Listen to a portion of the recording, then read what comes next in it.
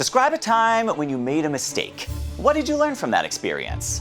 That's a behavioral interview question. But what's the best way to answer?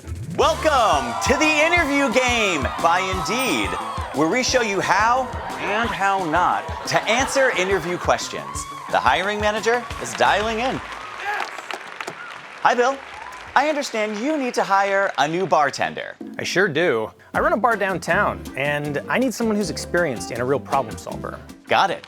So I'll ask some behavioral-based questions. Then I can see how each candidate's past experience relates to the role you're hiring for. Strong answers should follow the S.T.A.R format. Candidates, are you ready? Yeah! Jessica, you're up first. Tell us about a time when you made a mistake and what you learned from it. In my last job, I was responsible for processing returns. One customer ordered the same outfit in a bunch of different sizes. She kept one and returned the rest, but I credited too much money back into her account. My manager was pretty frustrated. The whole situation really turned me off from working in online sales, which is one of the reasons I want to work here. Thanks, Jessica.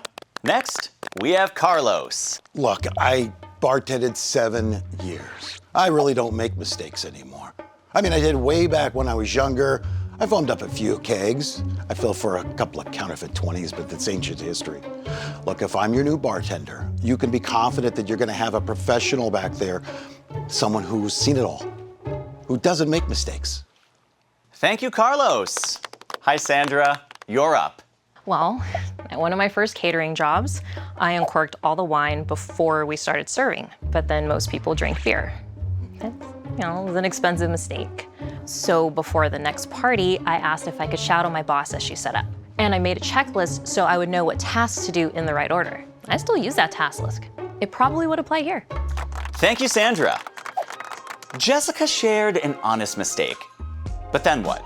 Her answer fell flat because she didn't share what she learned. Carlos named 2 mistakes, but then he dismissed them.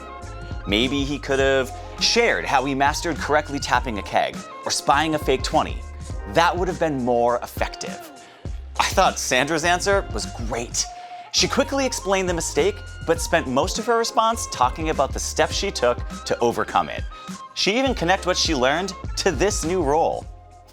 Next up, round 2. If you want to take your job search to the next level, click the link below and download the Indeed mobile app.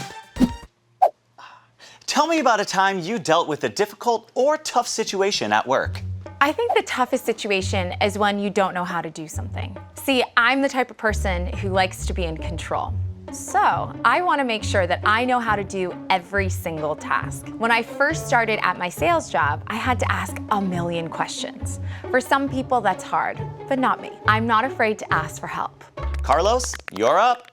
Just last month, one of my regulars had too much to drink. Now, if I serve an intoxicated patron who gets into an accident, I'm liable. But I had to stop serving him in a way that wouldn't escalate the situation, so I closed his tab.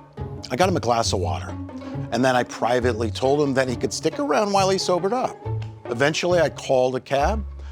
I maintained his dignity, and I kept everyone safe, because when you work at a bar, customer safety is a big part of customer service. I like what I'm hearing. Last but not least, Sandra. My first catering boss told me to keep serving drinks no matter how intoxicated someone gets. But that just didn't sit right with me.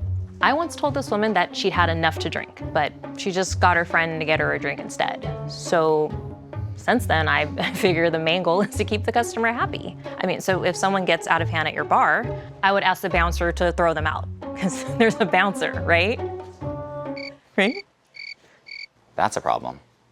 I love Jessica's confidence, but she should share a specific example. The S.T.A.R method would help.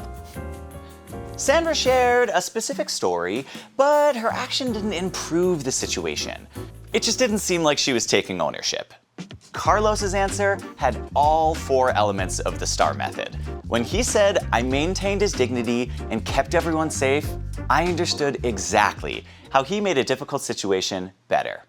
It's time for the last round. Final question, We'll start off with Jessica. Explain a time when you had to multitask and how you handled it. So, when I'm out with my friends, I'm always the person taking all our drink orders, just like a bartender. I go over everything that everyone wants and I repeat it out loud to myself at least 3 times. When I get to the bar, I order draft beers first, then the mixed drinks. It gets confusing when people change their minds though. Then you have to fix a mistake and still keep track of everything. Okay, very cool. Carlos, you're up. Just last month, I had 2 of my bar backs and a waiter call out sick. I was taking orders. I was getting ice, making drinks, stocking. It was impossible. Multitasking, it can be really tough, and in those situations, no one wins. Thanks, Carlos. Sandra.